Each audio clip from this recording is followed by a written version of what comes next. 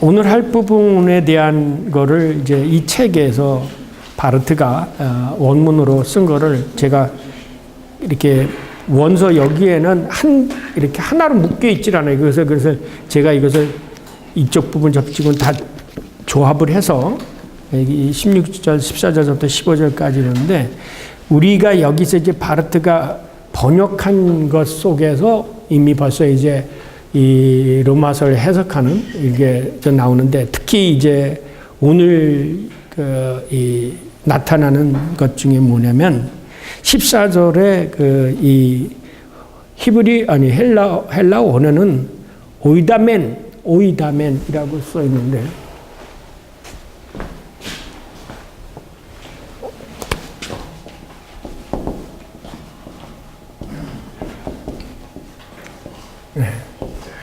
이 오이다멘을 바르트 자신은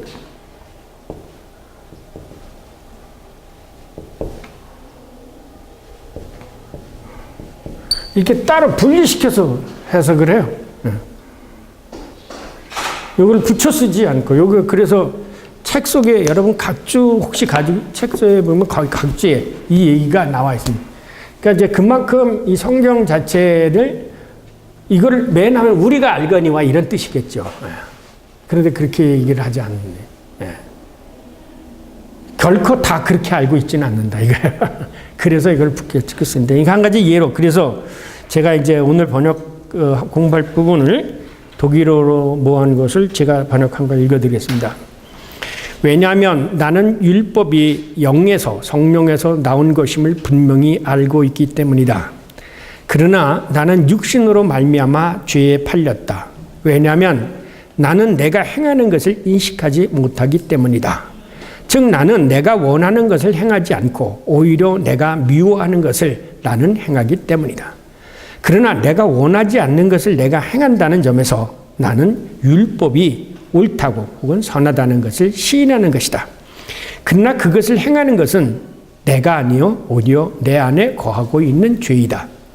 왜냐하면 나는 내 안에, 더 자세히 말하면 나의 육신에 선한 것이 거하지 않는다는 것을 알고 있기 때문이다. 왜냐하면 원하는 것은 내게 있지만 선을 행하지 못하기 때문이다. 왜냐하면 내가 원하고 있는 선이 아니라 오히려 내가 원하지 않는 악을 내가 실행하기 때문이다.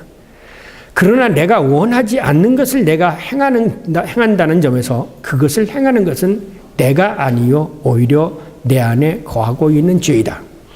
따라서 내가 발견한 것은, 내가 한 법을 알았나니 그게 이렇게 얘기해서 내가 발견한 것은 율법은 내가 선한 것을 행하고자 할 때에 내게 사악한 것, 나쁜 것이 일어나게 하는 것에 그 율법의 실상을 가지고 있다는 것이다. 현실성을 가지고 있다. 왜냐하면 내가 내적인 인간으로서는 하나님의 율법을 기뻐하지만 그러나 나는 나의 지체 속에 있는 다른 법이 내 이성의 법과 싸움으로서 나의 지체 속에 있는 죄의 법 아래로 사로잡는 것을 보기 때문이다. 오라 나는 비참한 인간이로다. 누가 나를 이러한 사망의 몸에서 건져내겠는가? 우리 주님이신 예수 그리스도로 말미암아 하나님께 감사하리로다. 그래서 이런 말이 있는 것이다. 동일한 한 사람으로서 나는 이성적으로는 하나님의 율법을 그리고 육신으로는 죄의 법을 섬기노라. 이거는 이제 바르트가 그 독일어로 쓴 것을 제가 하나로 모아가지고 이제 번역을 한 것입니다. 그래서 나중에는 제가 이것만 막아가지고 여러분들에게 다 나눠드리겠습니다. 그걸 보시면서 이제 내용을. 자, 2페이지로 넘어가겠습니다. 제가 이 본문 14절서부터 17절까지 혹은 25절까지를 분해하니까 전에도 말씀드렸지만 분해하니까 어떤 이유는 성령의 뿌리를 두고 있는 율법은 선한 것이다. 그러니까 게제츠 아우스 뎀 가이스트, 성령에서 나온 거다 이게. 성령의 뿌리는 그런데 여기 어떤 역설적인 모습은 첫째, 내가 원하는 것을 행하지 아니하고 오히려 원하지 않는 것을 행한다. 이런 얘기를 14절 하반절부터 17절 반이고 똑같은 얘기를 뒤바꿔서 얘기를 해요. 디바꼬세미겐서 18절에 21절에 뭐냐면 내가 선을 원하지만 오히려 선하지 않는 악을 행한다라는 거예요.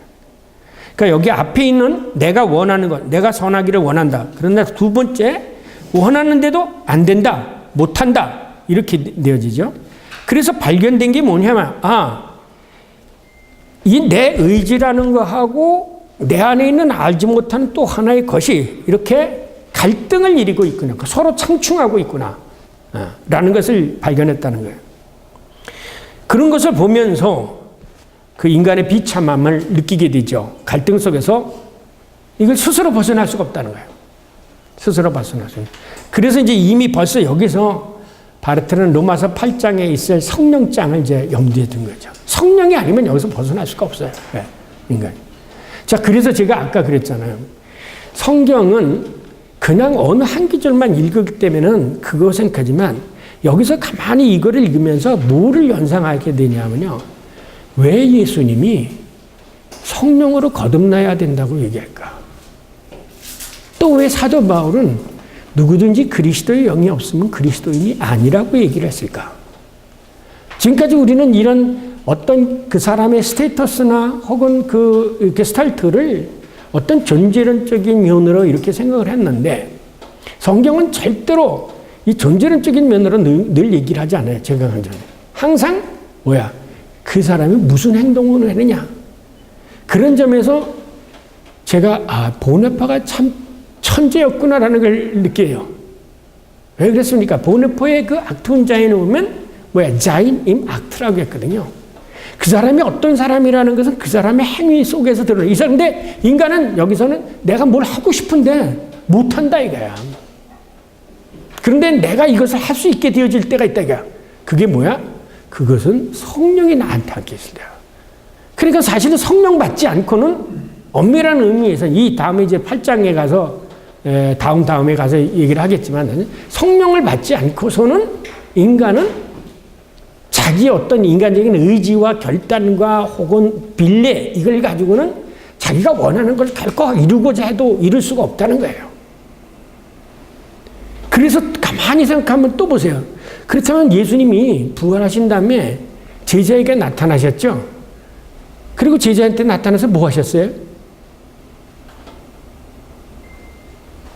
성령을 받으라 그래서 그 예수님 왜 배란간에 또 거기서 또 성령을 받으라 얘기하셨을까?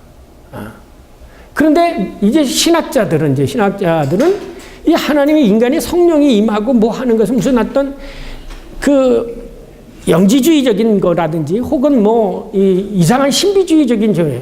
그런데 바르트는 그런 것을 이렇게 성령을 강조하면서 또 한 번 내면은 인간의 경건주의지. 요한 아른트라고 하는 사람이 유명한 경건주의 그 제 제자 박정근 박사가 하는 그 아른트 가지고 박사학위를 했어요. 근데 그 경건주의의 그 아른트를 오늘도 여기서 아른트를 비판하죠. 이거를 아른트는 경건주의에서 여기서 하나로 만들어 보려고 했다. 아니다. 이 끊임없는 갈등이 있다라는 거죠. 사실 예수님 우리에게 성령의 도움이 필요 없다면 예수님이 성령 받으라 얘기 안 했을 거예요. 그러니까 뭐냐면 이렇게 생각해요. 예수님이 그렇게 말씀하셨을 때는 왜 그랬을까라고 뒤집어서 놓고 생각한다는 거죠. 그러니까 여기서 나오는 바르트의 어떤 논리적 전개는 철저하게 이 상대적 역설로 이렇게 나와요. 역설적으로. 역설적 변증법이 여기서 아직도 끄는데 키에르케가르의 역설적 변증법이 계속해서 여기 나오게 되어지는데 그 갈등 속에서 이것을 해결하는 것은 성령의 역사밖에 없는 거예요. 실질적으로. 그래서 그 갈등 속에서 결론은 뭐냐? 오직 예수 그리스도의 구속의 은총뿐이 이러한 갈등 속에 있는 인간을 해방시킬 수 있다. 그렇다면 종교의 현실이라는 건 일반 사람들의 그 상황은 이 끊임없는 갈등 속에 있으면서도 여전히 거기서 못 벗어나고 있는 거. 이게 종교의 현실이라는 거죠. 오늘 제목으로 삼는 종교의 현실은 이 갈등 속에 있어. 인간은 실질적으로, 리얼리스틱하게. 왜냐하면 이 갈등이 존재하지 않으면요, 어떤 일이 생기냐면 결과적으로 인간은 자기가 원하는 걸 뭐든지 자기가 할 수 있어야 돼. 그렇잖아요. 자기가 원하는 것을 다 할 수 있을 때 갈등이 없을 거예요. 근데 인간은 자기가 할 수 있는, 하고자 원하는 것을 할 수가 없어. 역설적으로. 네. 그렇기 때문에 거기서 이제 갈등이 있는 거예요. 이거를 해결은 나중에 이제 소위 자기 소외라는 것을 가지고 이거를 극복해 나가려고 하죠. 근데 그런 거는 인간적인 생각이다, 이거. 네. 이 밖으로부터 오는 하나님의 성령의 역사를 통해서 이것을 해결하지 않으면 안 된다. 네. 그래서 결국은 예수님이 이렇게 생각해 보게 됩니다. 내가 떠나는 것이 오히려 너희들에게 더 좋다. 그렇죠? 내가 떠나지 않으면 보혜사 성령이 너희들에게 오지 않는다.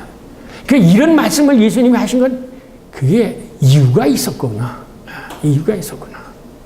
그냥 예수님이 지나가는 소리로 한 얘기가 아니라 이 예수님이 하신 한 말씀 사건은 우리가 교회 안에서 경험되어질 수 있는 모든 사건이 이유가 있고 원인이 있고, 그래서 예수님은 그렇게 얘기했고 우리에게 성령을 받으라고 얘기했고, 그 약속하신 대로 또 성령으로 우리들에게 임하신 오순절의 사건이 이렇게 되어지는 거. 그때서야 교회가 형성이 되지 않습니까? 그래서 사실은 교회는 성령 공동체예요. 성령 공동체. 몰트만도 성령의 능력 안에 있는, 성령의 판넨베르게 하면 성령의 장 안에 있는 공동체가 되죠. 근데 그것이 아닌 것이 교회를 지배하고 있을 때, 성령이 교회를 지배하고 있을 때는 인간의 권위나 형식이나 혹은 제도나 이런 것이 지배하고 있을 때는 이거는 종교라는 거예요. 종교. 매니지먼트야, 이거는.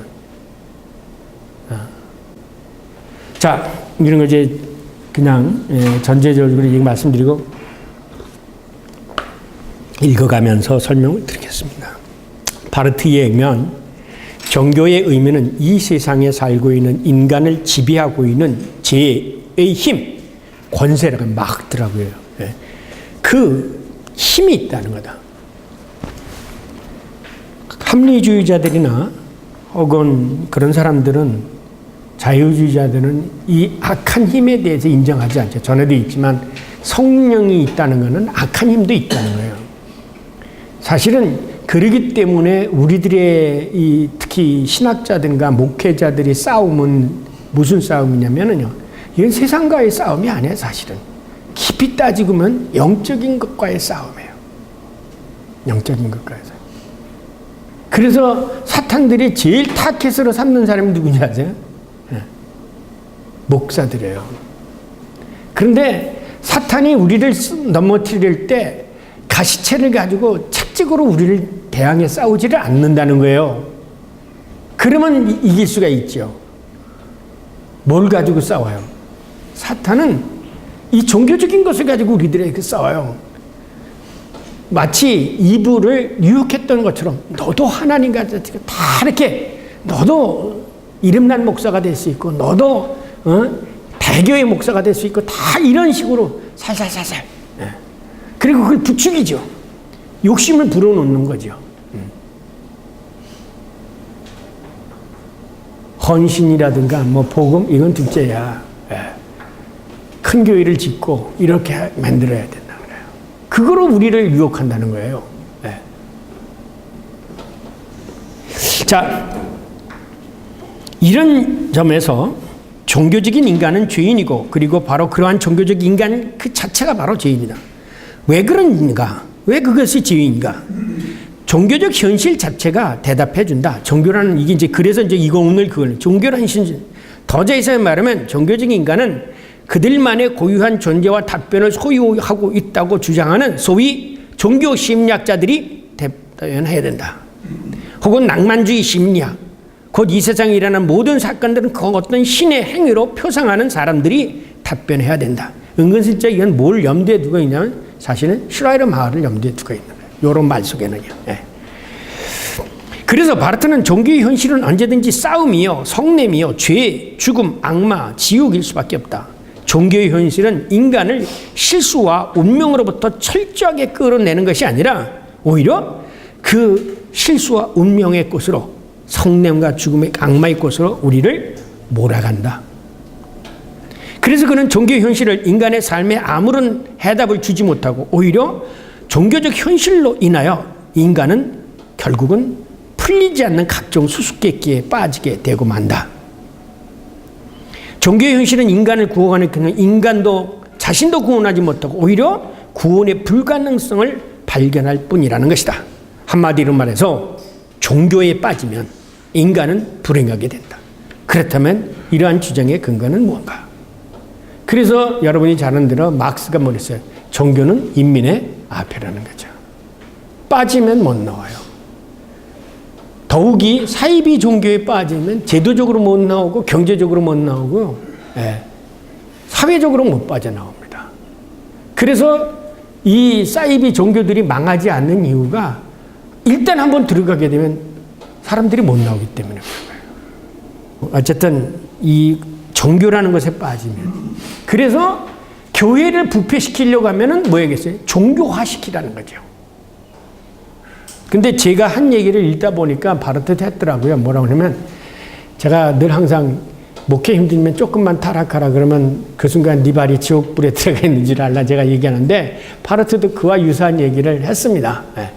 그러니까 종교에서 눈을 돌리는 순간 종교에 대해서 눈을 돌리는 순간 너는 지옥이 하나님 나라보다 더 가깝다고 그래요.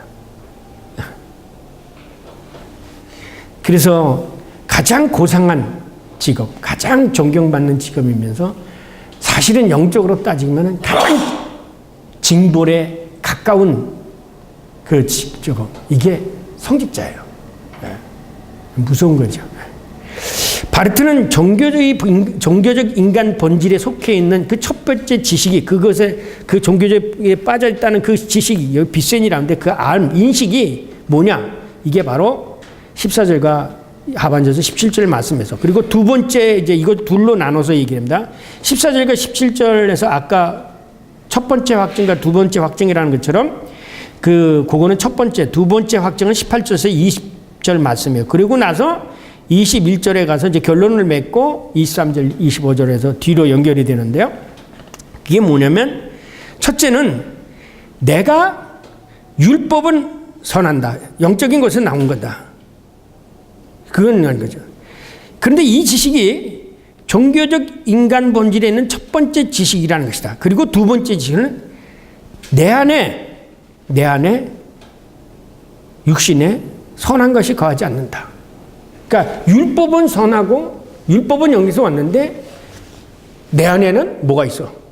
선한 것이 거하지 않아. 그래서 이 두 개의 갈등이 이게 이제 역설적으로 뭐냐? 종교가 가지고 있는 그 현실, 본질이 뭐냐라는 것을 여기서 가르쳐 준다니까. 이 두 개 가지가 이제 그 얘기를. 결론적으로 말하면, 이제 그리고 나서 결론은 내가 발견한 것이 있다. 이 두 가지 것을 통해서 발견한 것이 있는데 뭐냐면 율법은 내가 보기에 선한 거야. 선한 것을 행하고자 할 때 그 율법이 오히려 나에게 사악한 것을 일어나게 하고 있어. 그것은 율법이 일어나게 하고 있는 게 아니라 그 율법을 대하는 내가 그 율법에 대해서 반응을 할 때 항상 역반응을 일으켜가지고 그 율법을 따르지 않고 반대로 하기 때문에 사악한 것이 내게서 일어나. 그러니까 뭐냐면 율법은 선하고 나서 이것을 지키려고 하고 나는 원하는데 실질적인 면에서는 나는 그걸 못한다는 거야. 이게 그래서 해야 함과 할 수. 그래서 이것을 보면요. 요게 이제 바르트의 디알렉틱으로 많이 나와요. 어디서 나오냐면 바르트가 쓴 22년서부터 30년 사이에 쓴 논문, 특히 22년, 19년 사이에 쓴 erste Gebot ist als der Axiom der Theologie, 신학의 공리로서의 제1계명, 혹은 성서 안에 있는 새로운 세계, 성서의 설교자의 과제, 이런 논문 속에서 바르트가 아주 또 이와 같은 똑같은 그 표현을 많이 쓰는데 우리는 해야 한다. 그런데 할 수 없다. 이 말을 굉장히 써요. 우리는 그리스도를 증언해내야 된다. 그런데 우리는 그리스도를 증언할 수 없다. 그러면 어떻게 할 수 있느냐? 늘 항상 이 해야 한다와 할 수 없다를 얘기하면서 이거를 하나님의 성령의 능력, 그리스도 안에 있는 능력에서 이것을 극복해놔. 이게 바르트의 초창기 전형적인 디알렉틱이에요. 이게 오늘 이 나오는 얘기가 바로 그 디알렉틱을 그대로 설명해야 된다. 할 수 있다. 하고 싶다. 그런데 현실적으로는 할 수 없어. 그러면 이 할 수 없는데 할 수 있다는 욕심과 이걸 쌓기 위해서 어떻게 하겠느냐? 그냥 포기하느냐? 아니면 할 수 없는 것대로 그대로 있어야 되느냐? 이런 얘기죠. 이것이 이제 나로서는 할 수 없다. 예. 나로서는 할 수 없다. 결론이. 나로는. 그러나, 성령의 도움 안에서. 성령이 하실 때는 가능하다. 그렇기 때문에 성령을 사모하고 나로 할 수 없다는 것이 인식되어졌을 때 뭐냐? 결과적으로 이것이 이루어지는 것은 온전히 하나님에 의해서 이루어지는 거기 때문에 인간으로서는 감사할 것밖에 없다. 그래서 전에도 얘기했죠. 칼바르트의 유일한 윤리. 감사하라. 네, 감사해요. 인간은 아무것도 없어. 오히려 하나님께서 우리에게 원하는 건 네 모든 고통을 내게 내고 은혜를 받고 하나님께 영광을 돌리는 거예요.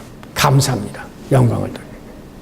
근데 사람들이 그거를 안 하고 거꾸로 내가 뭔가를 이루어서 그거에 대한 하나님으로부터의 보상을 받으려고 하죠. 그게 도우투데스라는 거죠. 이게 종교예요. 전에도 얘기했잖아요. 내가 할 수 없기 때문에 하나님께서 모든 것은 위로부터는 은혜야. 그래서 나는 하나님께 감사해요. 그런데 종교는 뭐냐? 종교는 내가 하나님께 해서 하나님부터 보상을 받는 거예요. 이 순서가 다르다는 거죠. 그래서 이것을 뒤바꿔 놓기 위해서, 그러니까 하나님께서 은혜를 주고 내가 감사하는 것이 이 원리인데 인간은 이거하고 이 원칙이기 때문에 이거를 뒤바꿔 놓기 위해서 하는 게 뭐냐? 이게 성령의 역사예요.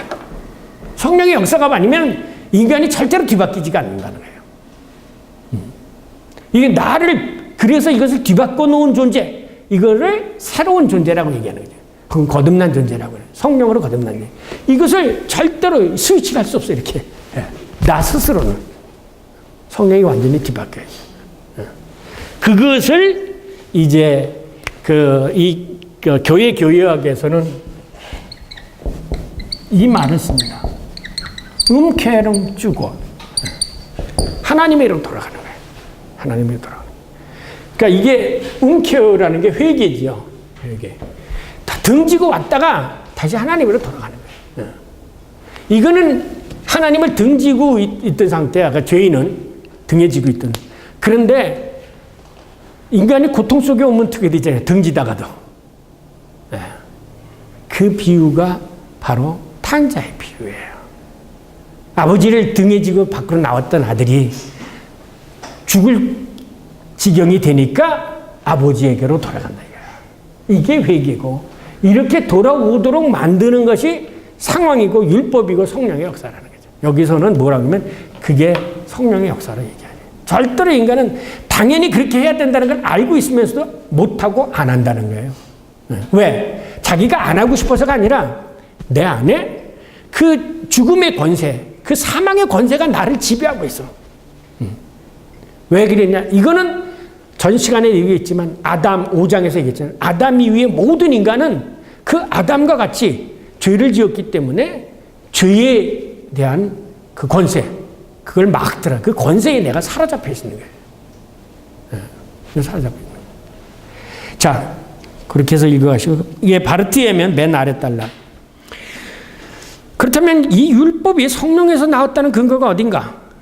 바르티에면 종교적인 인간은 성령에 거부할 수 없는 압도적인 영향권 아래 있다는 거다. 즉 인간은 어디로 와서 또 어디로 가는지 알지 못하는 그 존재로서 성령에, 인간은 지가 어디서 와서 어디로 가야 되는지조차 알지 못하는 거예요. 그러니까 뭐냐면 바르트는 은근히 여기서 뭐냐면 앞에서 일단 니는 아담의 후손이야. 그래서 네가 여기서 그냥 있으면 죽을 수밖에 없어. 그러나 네가 가야 할 것은 어디? 하나님 우리들에게 지시한 것은 뭐냐면 하나님 나라야. 그렇기 때문에 이 성령의 압도적인 지배하에 있다고 하는 사실을, 그것조차도 인간은 알지 못하는 거예요. 그래서 인간의 율법에 사로잡혀 있다는 것은 바로 율법이 성령에 의해서 비롯된다는 것을 증거하는 것이다. 그래서 그는 바울이 자기 자신을 가르쳐서 뭐라고 얘기했느냐면 나는 갇혀있는 자라 혹은 묶여있는 자라고 고백했는데 그게 뭐에 묶여있는 거냐? 사도 바울은 자기가 성령에 사로잡혀 있다 이거야. 그래서 여러분 이런 설교했죠. 사도 바울은 자기가 전도하고 싶어서가 아니라 전도를 안 하면 안 되게 돼 있도록 그 강력한 성령에 사로잡혀 있는 거예요. 여러분이 그런 거를 경험했을 거예요. 성령을 체험했을 때나 이 말씀에 사로잡히면 여러분이 말씀을 전하고 싶고 전도하고 싶고 그런 거여야 돼요. 성령에 의해서 사로잡혀서 자기가 이 말씀을 증언하고 싶은 그렇게 만들어줘야 된다는 거죠. 그것이 교회라는 거예요. 바울은 그거를 느꼈다는 거예요. 그것은 바로 자기 자신이 성령에 사로잡혀 있다 혹은 율법에 사로잡혔다는 걸 고백한 것이라고 말했다는 이해스건다. 이와 상극에 예레미야 선지자도 그랬죠. 네. 내가 전하지 않고서는 여호와께서 주께서 나를 설복하셨으므로 내가 설복당했나이다. 당신은 나에게 너무나 강하셔서 내가 이길 수 없나이다. 또 성령에 의해서 거부할 수 없이 압도당해 있는 것을 고백한 것이라고 이해한다. 이럴 때 바를 때는 오이다멘 까르 호티 호 노모스 보노마티코스 에스틴. 이 우리가 성령은 여기서 아까 얘기했죠. 맨이면 복수이죠. 나는 데스카 호티 이하를 한다. 호노모스 율법이 영이라는 것을 우리는 안다. 그래서 근데 여기는 번역하기 본래는 이게 헬라어에는 오이다멘카 호티호 노모스 프노마티코스 에스틴이로 됐는데 선한다는 것을 알기 때문에 여기 선한이라는 말은 없어요. 근데 이렇게 번역을 했어요. 왜냐하면 이것을 이제 바르트가 번역한 거예요. 율법은 성령으로부터 나온 것을 알고 있기 때문이다. 를 번역함으로써 율법이 성령의 도구, 바꿔 말하면 성령을 율법의 주체로 해석한다. 율법, 그거 뭐냐? 나의 종교적 존재 그리고 나의 소유 같은 것이 성령 그 자체가 자신이라면 우주에 대한 직감과 감정, 무한한 것에 대한 의미와 미적 감각이 진정으로 실현될 수 있는 가능성들로 눈으로 파악될 수 있을 필요가 있다면, 그렇다면 나 자신을 더 자세히 말하면 내가 행한 일들, 나의 말들, 행동들, 나의 행업들, 나의 사실상의 삶은 거기로부터 인식되고 이해될 수 있어야만 하며, 그리고 이러한 것들이 총체적으로 혹은 부분적으로라도 저 율법의 요구에 대한 순종으로 나머지 다른 현실들과 나란히 있는 새로운 순종으로 하나님에게서 벗어난 가능성으로 표징되고 또 파악될 수 있어야 한다.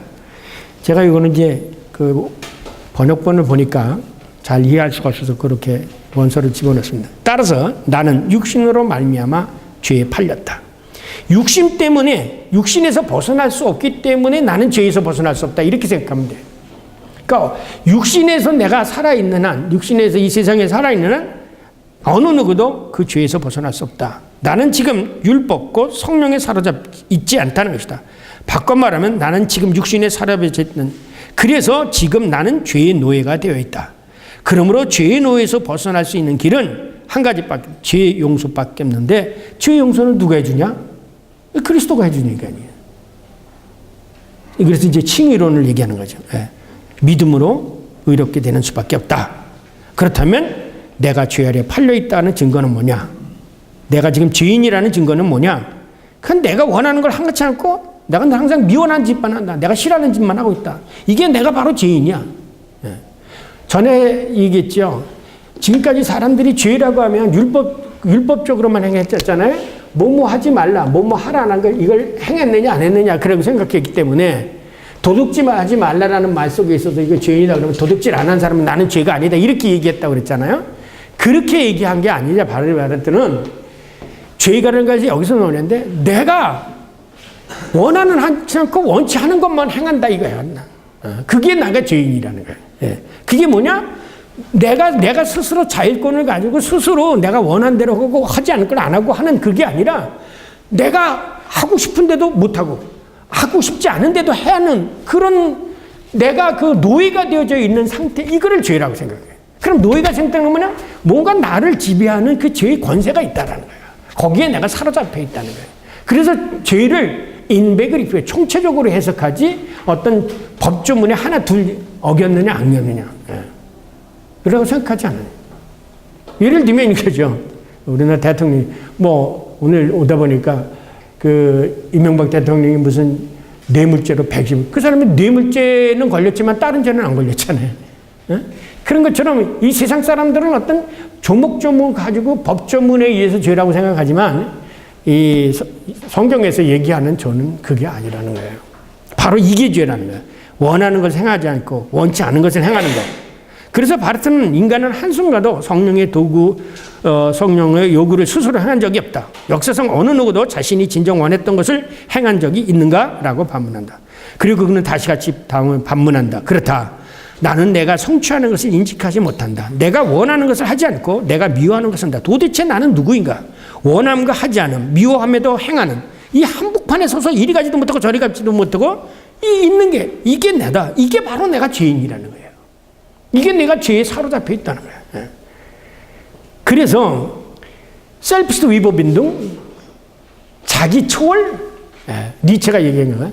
그런 건 기독교에서는 있을 수 없다는 거죠. 니체가 그랬잖아요. 초인이 되는 거야. 셀프스트 위법인동. 인간이 자기 자신을 어떻게 벗어나? 인간은 죄의 노예에서 벗어나지 못한다. 거꾸로군요.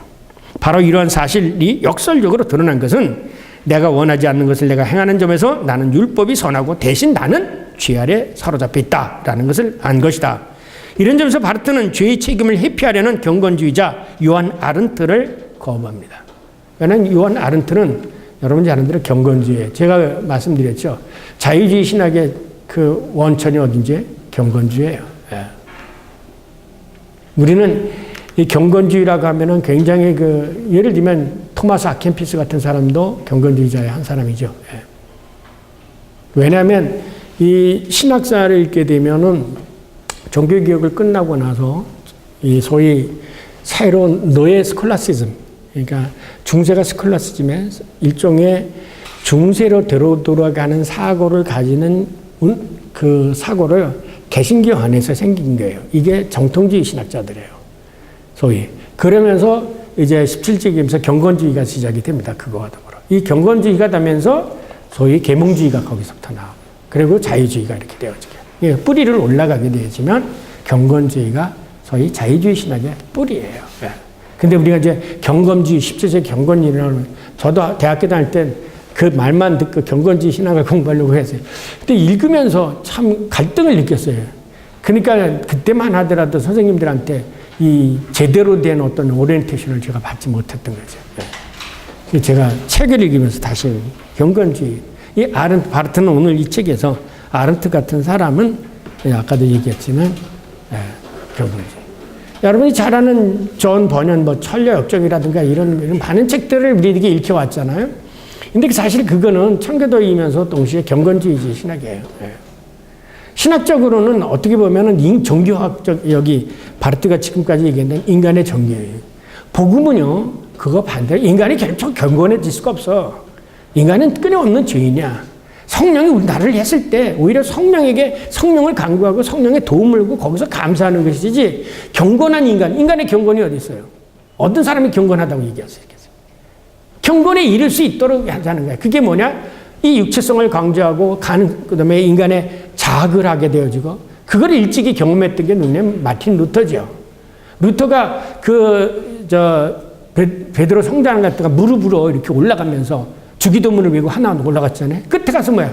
괜히 했다. 그때부터 루터 신학이 변해진 거예요.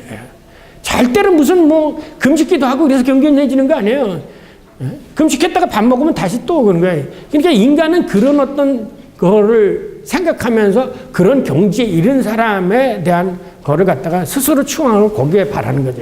이것이 인간들의 어떤 지난 시간에 인간의 가능성을 강조하는 하나의 거라는 거예요. 우리는 하나님 앞에서 다 죄인이고 은혜 받아야 될 사람이고, 단지 그 은혜를 받았을 때 감사하는 삶을 살아가는 거예요. 그게 무슨 돈을 내고 헌금을 많이 되는 게 아니라 내 인생이 이게 내가 주가 아니다. 하나님이 주가다. 그러면서 모든 것을 맡기고 평안하고 자유롭게 살라는 거죠. 이게 복음인데, 이거를 하나의 제도적인 것으로 이렇게 맞추는 거, 이거를 하나의 이 성자가 될 수 있는 걸로 생각하는 거. 그래서 이 경건주의의 그 초상이 어디서부터 시작이 되냐면요. 여러분 잘 아는 대로 게르마니카 테올로기아 아세요? 전화드리고 있지만,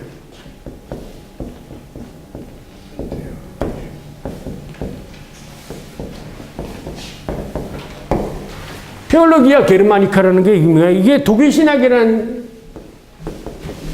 독일 신학이라는 것을 번역했는데, 제가 이 책이 구하기 없어서 저 사당동 가서 한번 구해가지고, 여기 우리 연구원으로 있는 정경원 목사, 지금 장신섭 박사과정 하는데, 그에게 해가지고 발제를 시켰어요.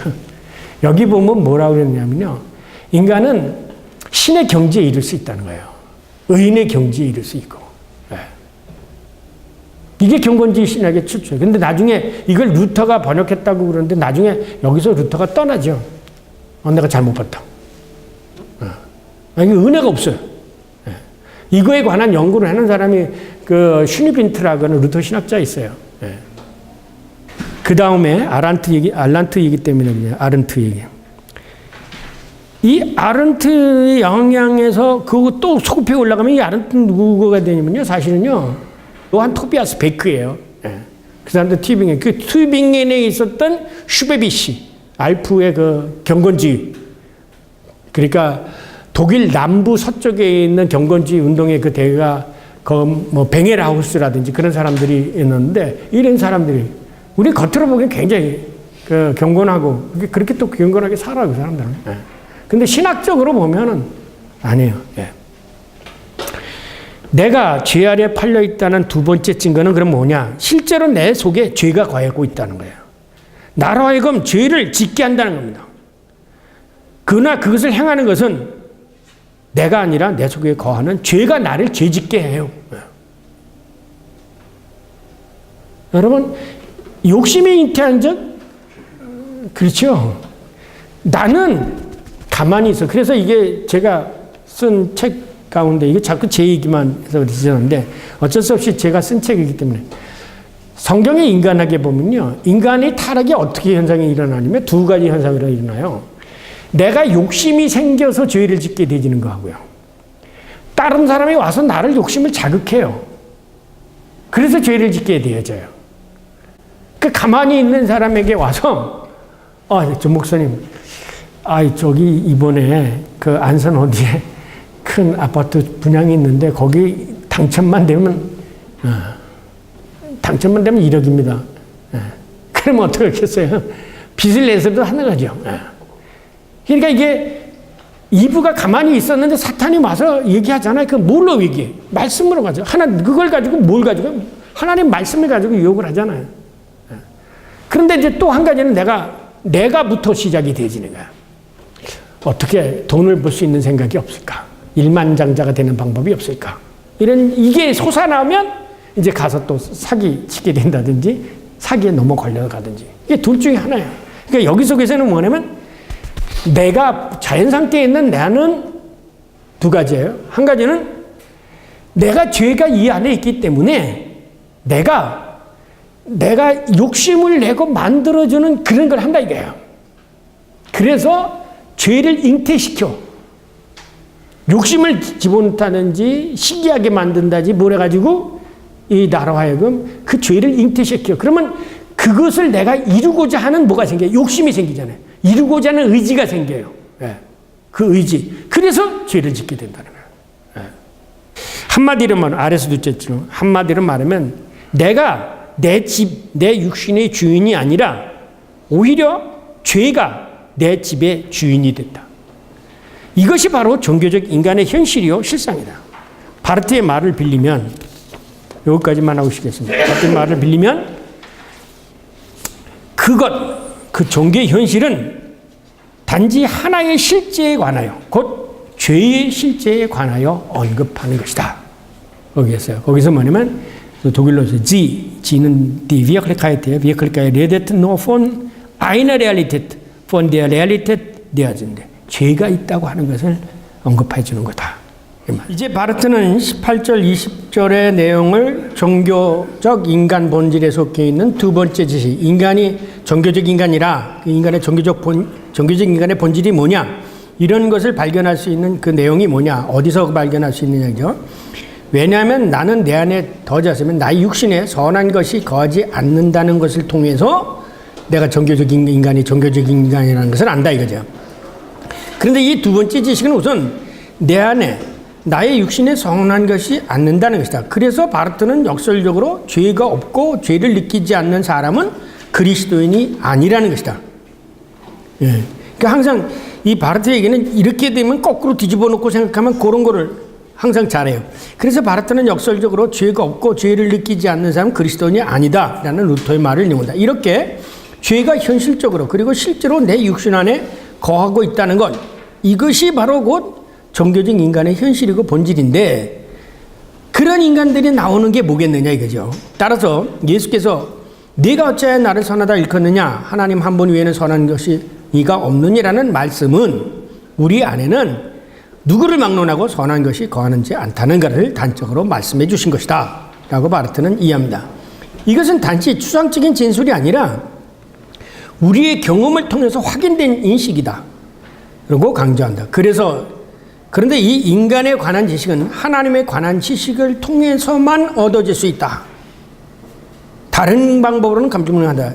이것조차도, 그러니까 내가 죄인이라고 하는 것조차도 내가 스스로 깨달은 게 아니다 이거야. 그것조차도 하나님에 관한 지식을 통해서 얻어진 것이다.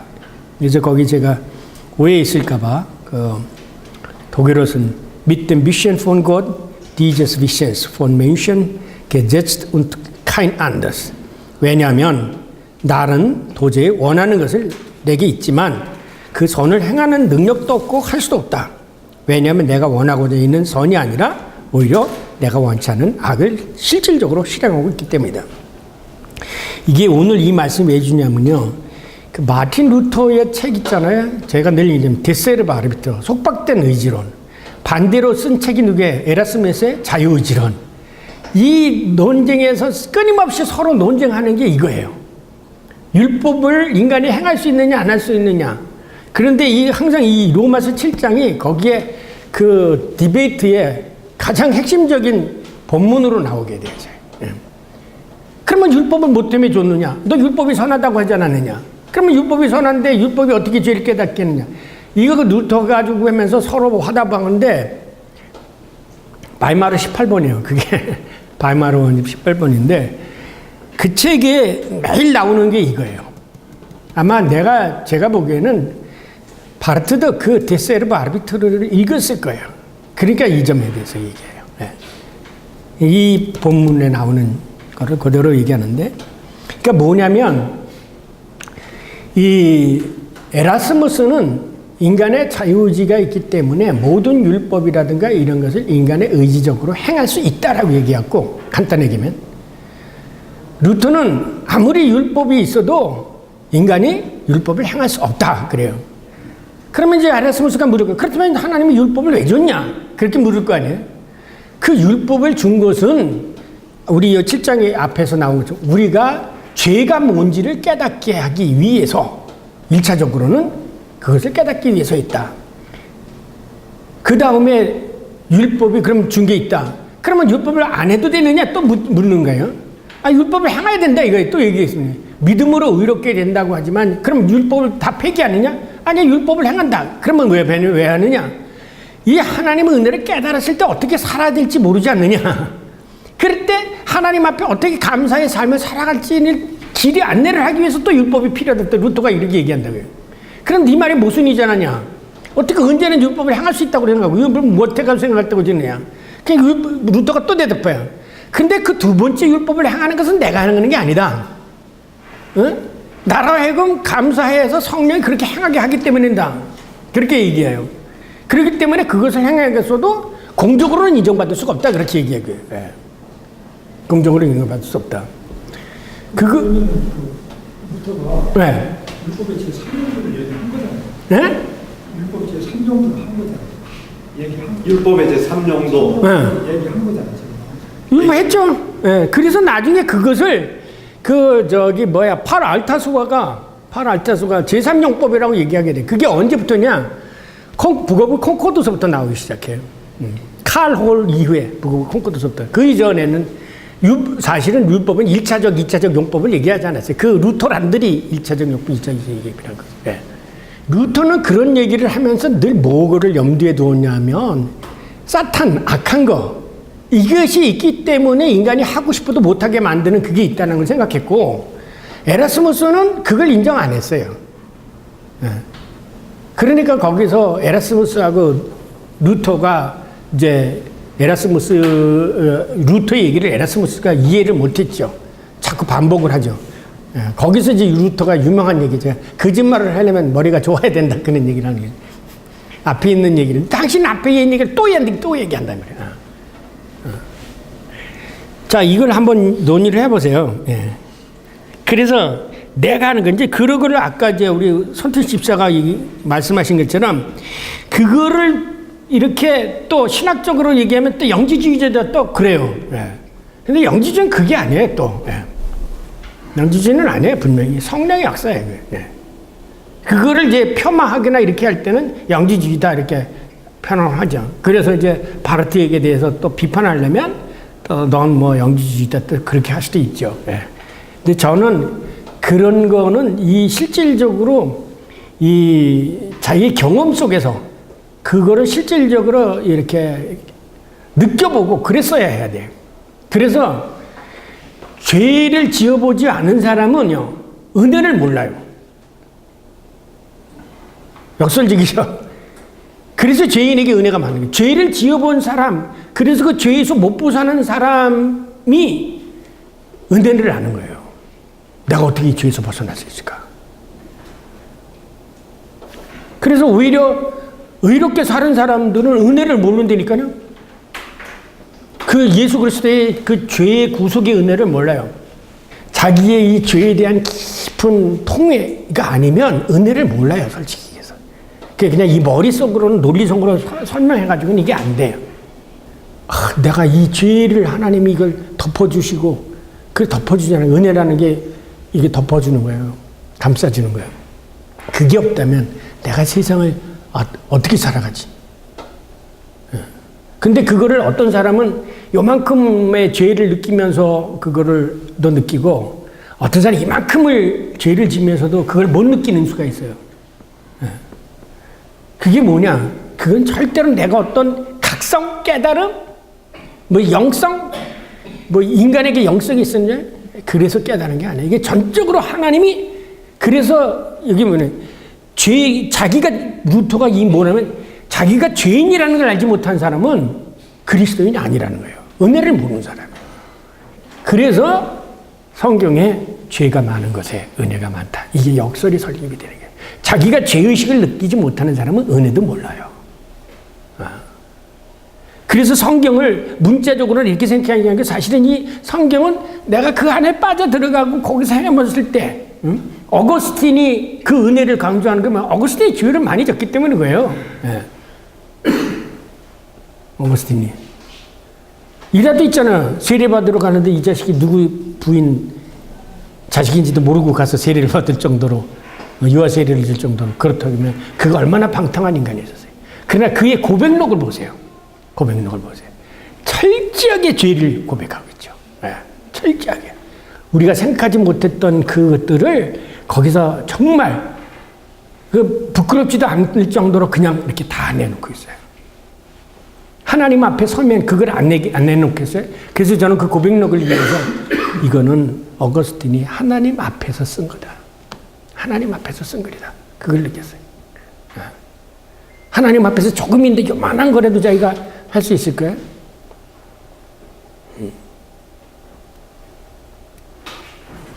그거는 이 머리로서 이해될 수가 있는 게 아니라, 그래서 이 얘기 설명하면서도 참 힘들어요. 예, 잘 이해가 안 되실 거라고. 예. 그런데 바르트에 하면 나의 의지, 그 원함이 곧 단지 나의 의지만이 내 안에 있는 선을 기억하고 있다. 이런 거예요. 내가 그런 의지가 없으면 이 밖으로부터 이게 했는지 안 했는지 그것조차도 모르는데, 그래도 내가 그 뭔가 그 율법을 지키려고 했던 그 의지 때문에 이게 선한 거구나 라는 거 아는 거죠. 여러분이 이것이 하나님 앞에 가까이 가려고 노력하고 할 때 은혜를 깨닫고, 저 사람이 참 하나님의, 신학도 마찬가지예요. 저게 정말 복음이다라는 걸 알죠. 그냥 맹탕 아무것도 모르는 사람에게 아무리 귀한 것 갖다 줘도요, 그 사람 몰라요. 네. 사모하는 자가. 네. 그래서 예수님이 그런 거예요. 하나님의 나라도 침노하는 자가 들어가는 거예요. 그냥 들어가는 게 아니라. 그 하나님의 나라에 대한 갈급함, 심정이 있는 사람이기 때문에. 그런데 하나님의 나라가 가까워서 얘기하면 난 하나님에 관심도 없어. 이 사람은 죄송합니다. 독일말로 조비조. 손집사님, 조비조 무슨 뜻인지 아시죠? 조비조. 하나님의 나라가 뭐가 없는 거예요, 사람은요. 관심도 없어. 그래, 그 사람 들어갈 수가 있나요? 없단 말이에요. 그러니까 여기서 이 내적인 그 딜리케이트한 하나의 디알렉틱, 아주 세심한 이 디알렉틱이 이게 겉으로 표현될 수 없는 이 내면의 이것이 여기 표현되고 있어요. 그게 어렵죠, 이게. 자, 그래서 제가 읽어가면서 설명을 드리겠습니다. 따라서 나의 의지는 그때서 율법이 신성에 관한 지식과 하나다라는 것을 알게 된다는 거예요. 이 율법이 그냥 도덕적으로 우리가 상급받기 위한 게 아니라 이게 정말 하나님의 말씀도 율법도 복음이고 이 율법도 하나님의 말씀이라는 것을 그때 알게 된다는 거예요. 그래서 이제는 그 성령에 의해 가지고 내가 원함이 그 율법을 행하고자 한다는 거죠. 이제 거기까지는 1단계 알았어.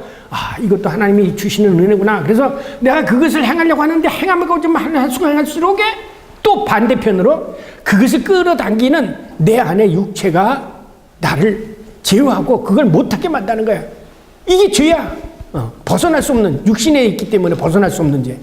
그래서 고백이 나오는데 공부한 자라다. 하고 싶은 걸 못하고 오히려 내가 원치 않은 것만 내가 지금 행하고 있고 이거 그렇다고 해서 내가 이것을 내 안에 있는 죄를 내가 스스로 벗어날 수도 없고 그러니까 그때 이제 손 벌리고 하나님께 갈 수밖에 없다는 거죠. 그것을 이 사도 바울처럼 철저하게 율법을 지키려고 노력했던 사람이기 때문에 사도 바울은 복음을 하는 거예요. 그러나 매일같이 율법을 어기고 살았던 사람들은 이 예수 그리스도로 주시는 그 복음의 의미를 모르는 거죠. 자, 그렇다면 내가 원하는 것, 그것이 뭔가? 그것은 아마도 하나님을 그거는 찾기보다는 오히려 자신이 원하는 것을 성취하고자 하는 것일 것이다. 아니다. 거기서요. 그것은 아마도 한마디로 말하면 하나님을 찾고자 하는 것이다. 인간에게는 하나님을 찾고자 하는 그게 있어. 그래서 율법도 행하지만 그러나 인간은 그 죄 때문에 하나님을 찾기보다는 오히려 자신들이 원하는 것을 성취하고자 한다. 이 전형적인 예가 뭐냐면 바벨탑 사건이다. 하나님을 찾고자 해서 탑을 쌓지만 그 탑을 쌓고 나서는 뭐를 하냐면 우리 이름을 내자. 결국은 자기 뜻을 성취시키려고 하는 거죠. 하나님을 찾고 싶었지만 하나님을 찾지 못하고 오히려 하나님이 원치 않은 일을 행한 자, 이것이 바로 종교적 인간의 현실이며 본질이라는 것이다. 즉 원하는 것은 내게 있지만 선을 실행하지 못하기 때문이다. 왜냐하면 내가 원하고 있는 선이 아니라 원하고 있는 것은 선악이 아니라 오히려 내가 실질적으로 원하고 있는 것은 내 안에 악이다. 그런데 이런 원함과 행할 수 없는 것, 원하는 것과 행할 수 없는 것에 불연속성이 생기는 것은 나의 원함을 실현할 수 없도록 하는 자, 죄가 내 육신 안에 있기 때문이다. 내가 원하지 않는 것을 내가 행한다는 점에서 그것을 행하는 것은 내가 아니요 오히려 내 안에 거하는 죄이다. 따라서 이제 아무리 선을 원한다 할지라도 그 선에 대한 의지 자체가 결코 나를 선하게 혹은 의롭게 해준다고는 할 수가 없다. 의지만 가졌다고 해서는 안 된다. 결과적으로 나는 어쨌든 죄의 노예가 되어 있어서 내 이름으로는 그 어떤 원함도 선함도 의로운 것도 실행할 수 없다. 그러므로 결론적으로 내가 발견한 것이 있다. 그것은 율법은 내가 선을 행하고자 할 때에 내게 나쁘고 사악한 것을 일어나게 하는 그 실상을 가지고 있다. 따라서 종교적 인간으로 존재하는 것은 바로 이 분열된 인간, 조화를 이루지 못한 인간, 평안이 없는 인간으로 존재한다는 뜻이다. 이렇게 자기 자신 안에 이미 분열되어 있는 인간, 자아분열이라고 했죠. 결코 하나님과 하나가 될 수가 없다. 어느 한가는 포기해야 된다는 거죠. 이것이 바로 바르트가 이해한 종교의 현실이다. 그 자신의 말을 빌리면 내가 원하지만 할 수 없는 것, 행하지만 원치 않는 것이 서로 마주하여 모든 서로의 주어 곧 나 자아는 철저히 미신적인 실체가 되어 있다는 이 사실은 살 수도 없고 죽을 수도 없는 이 미지의 X가 있다는 사실, 바로 그것이 종교의 현실이다. 왜냐하면 내 육신의 선한 의지와 함께 악이 거하고 있기 때문이다. 그럼에도 불구하고 이룰 수 없는 막연한 희망으로 할 수 있다를 강조하는 종교적 지도자들은 자기가 앉아있는 나무의 가지를 스스로 톱으로 스스로 절단하고 있는 것과 같다고 바르트는 혹평한다. 그러면서 그는 슈라이르마, 레싱, 리히텐베르크, 칸트 그리고 괴테를 거명한다. 이들을 가리켜 바르트는 얄팍한 인간애를 강조하는 자들이라고 평한다. 오히려 바르트는 종교는 가장 진실한 친구로 변장한 인간의 적수이며 그리스도인뿐만 아니라 야만인의 적수이고 문화와 미개의 위기이다. 그래서 종교는 이 세상에서 가장 위험한 적수라고 그는 평한다. 왜냐하면 나는 내적인 인간으로서는 하나님의 율법을 기뻐하지만 그러나 나는 나의 지체 속에 있는 다른 법이 내 이성의 법과 싸움으로써 나를 나의 지체 속에 있는 죄의 법 아래로 사로잡아 오기 때문이다. 이런 점에서 종교는 파괴되어야 할 이원론이다.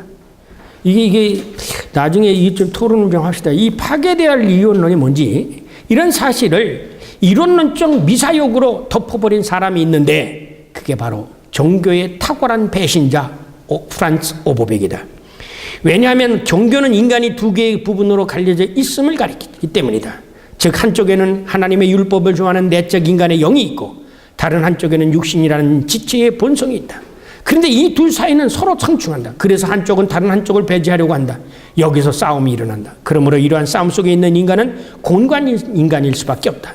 그래서 종교적인 인간은 오라 나는 비참한 인간이로다. 누가 나를 이러한 사망의 몸에서 건져내겠는가? 라고 탄식이 절로 나온다.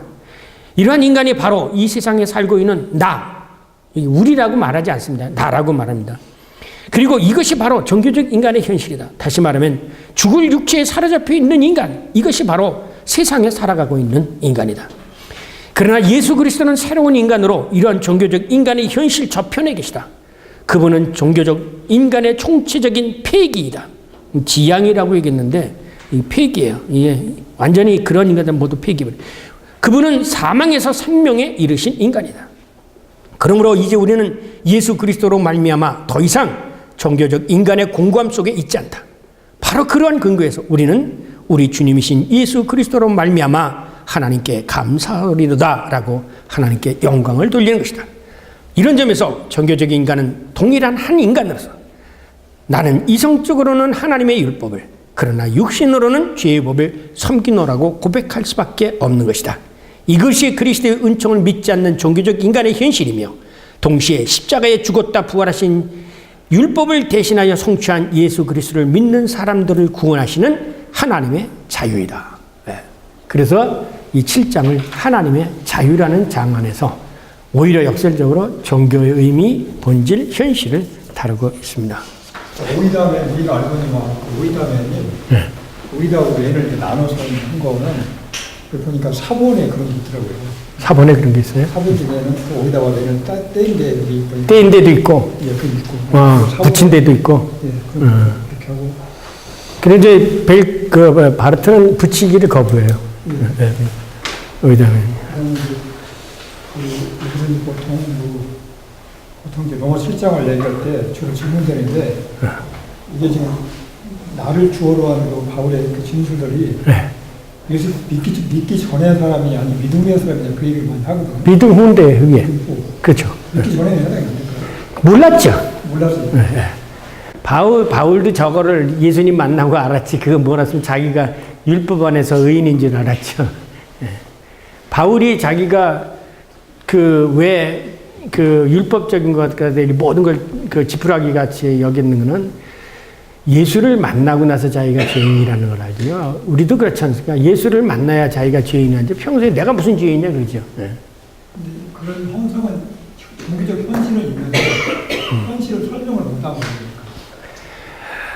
아니죠. 바울은 누구보다도 종교적인 열정이 강했던 사람이죠. 그 자기의 옛날 모습이 바로 종교적 인간인 거예요. 제가 느끼면은 바울이 그리스도를 만나기 전에 그 율법에 사로잡혀서 살았을 때의 모습, 그게 바로 종교적 인간인 거예요. 예수 그리스도를 만나고 나서는 이게 완전히 뒤바뀌잖아요. 그렇잖아요. 예수 그리스도를 만나기 전에 내가 의인이었다가 만나고 나면 죄인이 되잖아요. 그러면서도 감사하고요.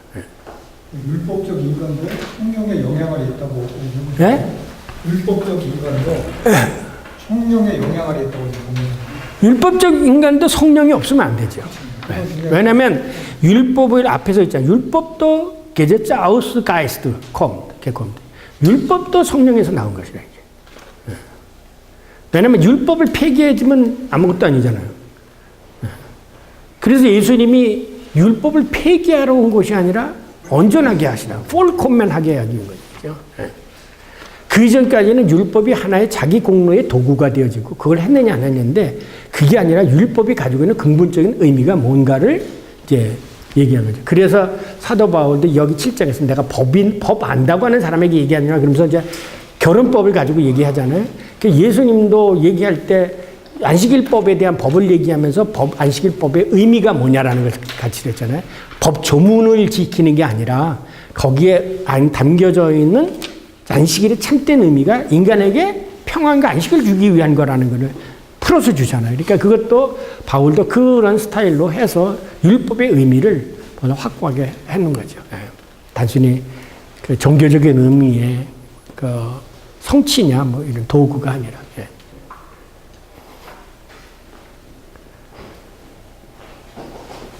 그래서 이렇게 하나를 거치는 사람이 정말 말씀대로 사는 사람이에요. 그죠?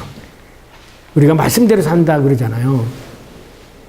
이 그리스도의 십자가의 사건을 통해서 그 은혜를 깨달은 사람이 참으로 말씀대로 사는 거고 그 이전에 깨닫지 못하고 말씀대로 지키려고 하는 사람은 자랑하게 되고 공로를 세우기 위해서 말씀대로 사는 거고 그 점이 다르죠.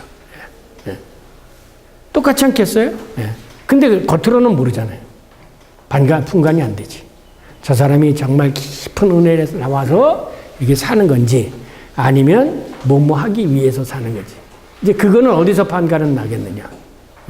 고난이 온다든지 상급에 대한 보급이 없다든지. 그래서 사실은 테오디제에 대한 질문을 하는 것도 하나님 과연 의로우신가라는 것도 아직도 사실은 우리가 그 그리스도의 은혜의 깊이를 깨닫지 못해서 자기는 이렇게 사는데 하나님 나에게 왜 보답하지 않는가 이런 질문을 던지는 것은 아직도 은혜의 깊이를 갖지 못하고 그 앞단계에서 사는 거죠.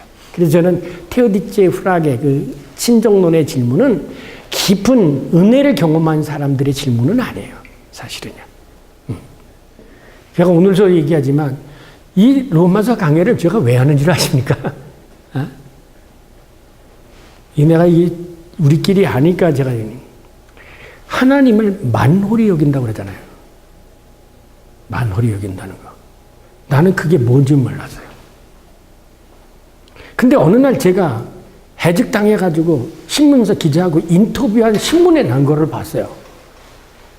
그래서 신문에 난 건데 그때 내가 뭐라고 했냐면 하나님 나는 한 학기를 하든 두 학기를 하든지 내가 꼭 이겨서 내가 재판에 승소해서 계명대에 가서 다시 가르칠 수 있게 해주십시오라고 기도하고 있다고. 그리고 거기에 그걸 썼어요.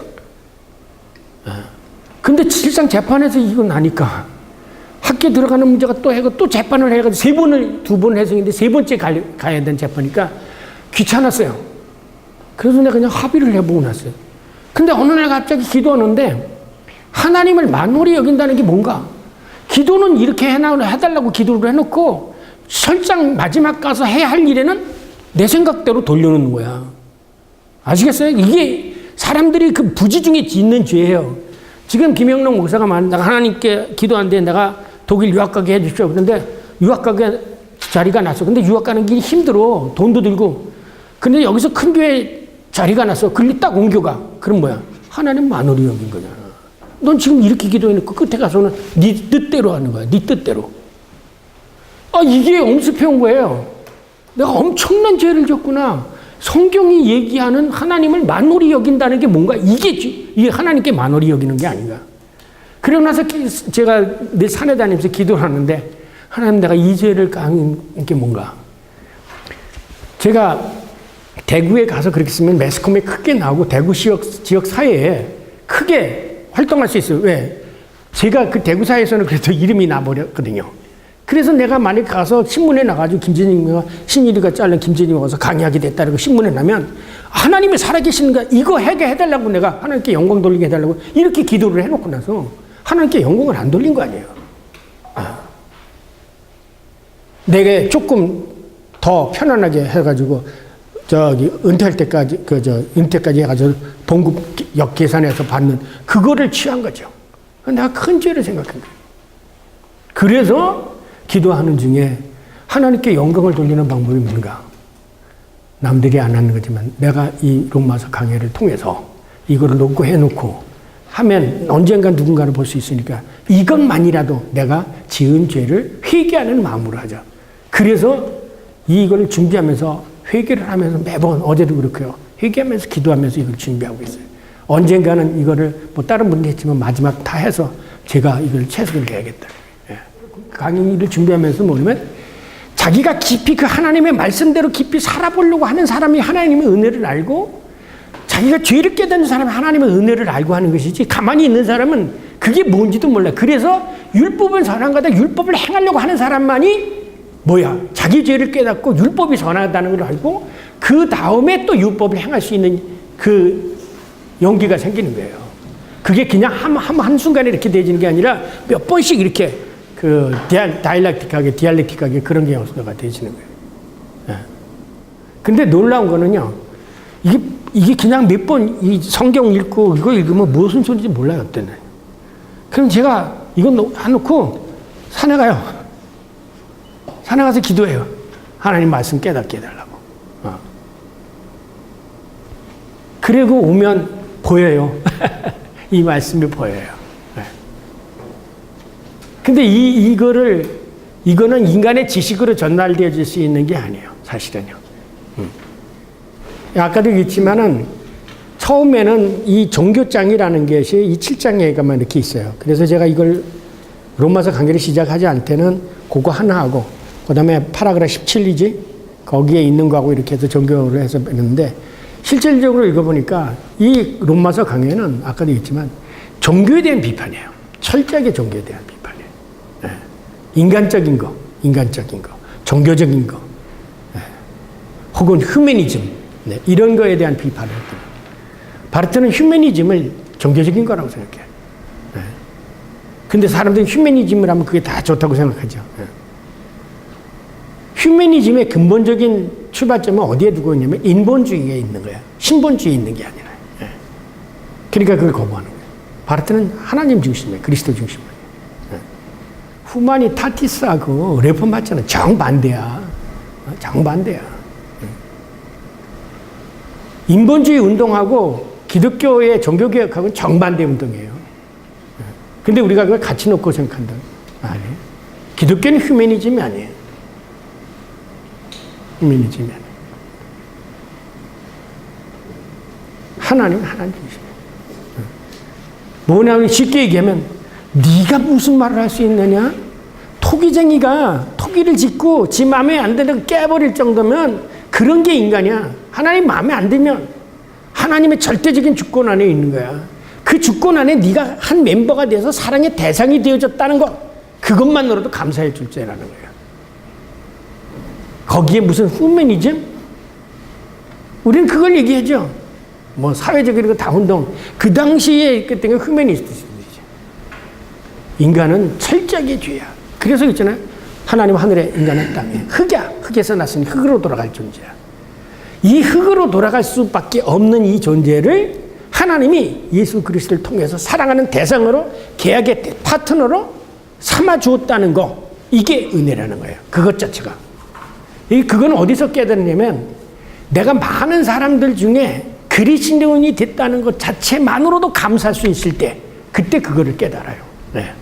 뭐 돈과 명예와 이건 둘째치고 내가 그리스도인이 되었다는 거 적어도 내가 이 세상 것을 다 끝나고 살 때는 난 그리스도의 자녀로 하나님의 나라 갈 수 있다. 이것만도 내가 이 세상에서 매덕을 가진 것보다 더 귀하다는 것을 깨닫는 게 이게 정말 귀한 거죠. 네. 왜? 지가 죽으면 이거 다 놓고 갈 거예요. 배덕을 갖고 이복을 가지고 돈 쓰나? 못 쓸어요. 그러나 그 죽음 앞에 가서 이 사자들이 와가지고 죽음의 사자들이 와서 내 생명을 거둬가려고 할 때 그때의 공포, 그때의 두려움, 그거는 사선에 가서 서보지 않는 사람은 모르는 거예요.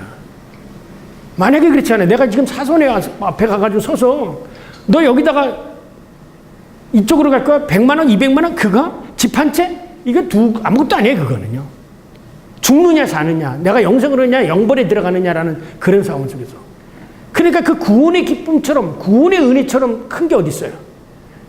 그런데 이 구원의 은혜를 사람들은 아주 값싸게 생각하고 있다는 거예요. 그걸 깨달은 게 보네포인 거예요.